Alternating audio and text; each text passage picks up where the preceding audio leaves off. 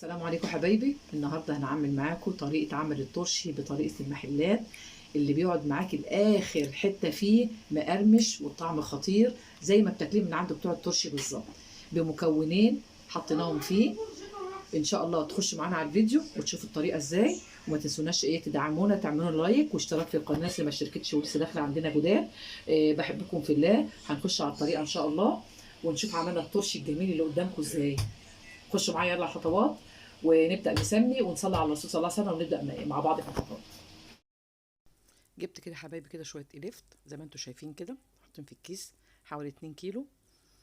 طلعتهم من الكيس، وطبعا ده الموسم بتاع اللفت، وقلنا نعمله معاكم ان شاء الله على القناه. طلعت كده اللفت من الكيس وبدات بقى عشان اظبطه ونقطعه مع بعض بقى ونشوف هنعمل فيه ايه. طلعت كده اللفت اهوت كله وقطعته من العروش بتاعته، والحته اللي هي الحته اللي بيبقى فيها الطينه دي زي ما انتم شايفين كده. وجبت القطاع، طبعا مش بتغسل دلوقتي، الاول جبته وقطعته وشلت الطبقه اللي فيه اللي هي البوز بتاع اللي هو بتاع ده اللفت، والحته الخضراء من تحت دي برضو قطعتها، وبدات اقطع فيه على حسب ما انت عايزه تقطعيه زي ما انت عايزه. انا جبت القطعه دي بتبقى شكلها حلو قوي مع اللفت، وبدات اقطع فيه كده. عملت كده الحبه بدات ارصهم في قلب الصينيه، وبعد كده خدتهم بعد ما قطعناه كده. بعد كده بقى ان شاء رب العالمين هحطه بقى في طبق كبير، وهبدا لازم يتنضف من من الطينه اللي هي فيه، لازم يتغسل غسيل كويس جدا. فانا قطعته كله، وبعد كده خدت الكميه دي كلها وحطيتها في طبق كبير. وانتوا عارفين الليفت مفيد جدا وجميل قوي، بيبقى حلو قوي، احلى كمان من اللي بتاكليه بقى من المحلات بتاعه الترشي. انت عاملاه بايدك ونضيف وحلو وزي الفل، وعارفه انت حاطه فيه وضايفه له. فانا كده خلصت خلاص الكميه بتاعتي اهي.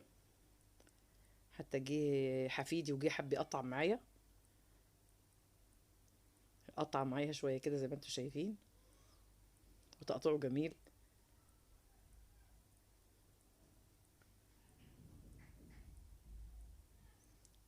فخدت الكميه اهوت خلصناها، وبدات اخدها بقى هناك عند الحوض، احطه في طبق واسع، وبعد كده نبدا بقى نشطفه شطفه كويسه جدا عشان طبعا الطينه اللي بتبقى فيه. قعدت اغير بقى طبعا في الميه واصفي وادلق والكلام ده كله، كده يا طبعا حبايبي شطار وعارفين كل خلاص ده. احنا غسلناه خلاص صفيته من الميه. اهو. الخطوه بقى اللي بعدها بنعمل هنحطه بقى في باخد الليفت بتاعي ده واحطه في طبق. نحطه في الطبق ما بيتحطش في البرطمان دلوقتي خالص، ونرش عليه لازم ملح ترشي ونبارك عليه فيه ملح. كده. خلاص ماشي اهو. كده عشان يدبل نحط بقيه الكميه. ويصفي الميه بتاعته دي ويشرب من الملح. فبيبقى الخطوه اللي بعد كده بتديله جمال، هنرش عليه وبتديله كمان ملح ونبيته ان فيه هو يعيش تاني يوم. معاكي اطول فتره. هرش فانا عليه رشيت الملح معاكم عليهم اهو. حبه حوالي 3 معالق ملح رشيتهم، حطي كام شويه وقعدت ملح كده، اقلب فيه كله من بعد ما 3 رشيت 4 الملح. معالق اهو. وبعد كده غطيته وسبته بقى لتاني يوم. يعني انت لما ونسيبه تعمليه عشان مثلا يدبل بالليل للصبح. تسيبيه حوالي 5 6 ساعات في قيمه الملح 4 ده، معالق اهو. تقلبيه وتسيبيه وهبدا على بقى الرخامه وتغطيه لحد الصبح. بعد كده اقلبه بتقوم في بقى الملح تشوفي بقى الخطوات التانية اللي انت هتعمليها، بحيث ونغطي ان هو عليه شوف الكميه كبيره زي في الطبق. بعد بقى ان شاء الله تاني يوم هتبص تلاقي الكميه دي كلها عشان اللي لما كانت يدبل كده. منفوشه كده وكبيره، هتبص ماشي يا تلاقيها حبايبي. قلت كلها. اللفتايه ما عادتش شوف بقى بقى احلى لفت ان شاء الله. بسمكها ده، هتلاقيها بقى خلاص كده دبلت انا مع الملح غرقته بالملح دبلها، وحطيت عليه 4 وتحس معالق ان بس، الكميه 4 كلها معالق قلت ملح. شويه. وبعد كده هبدا اغطيه فخلاص كده هغطيه كده بقى بقى خلاص كده. وهسيبه ان شاء الله رب هبدا اغطيه العالمين بقى لتاني يوم الصبحيه. كنت عاملاه الصبحيه بالليل فسيبته بقى لتاني وهسيبه يوم. وقمت بقى تاني يوم وابص عليه حضرت الصبحيه بقى ان برطماني شاء الله. وحضرت بقى الحاجات اللي احنا خلاص هنحطها كده يا مع اللفت حبايبي. هنشوفه بعد عشان كده يدينا الخطوه الطعم اللي بعد الجميل كده اللي احنا بنحبه. اهو شفت الكميه بقت قد قلت بقى الكميه اهي. فكده هاخده بقى واجهز البطرمان بتاعي، طبعا اضيفه معقمه وزي الفل. وهبدا بقى احط الليفت بتاعي فيه.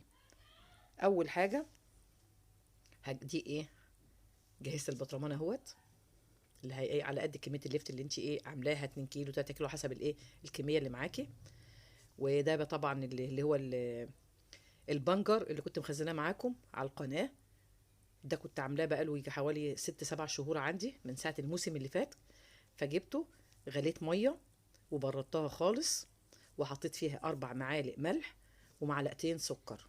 دي الإضافة بتاعتنا، وده السر في الترش الجميل اللي يفضل معاكي ما يتبلش ولا يطرى ولا يجرى له أي حاجة. السكر مادة حافظة والملح مادة حافظة. فكده إيه غليت المية من بدري وحطيت فيها 4 معالق أهو ملح.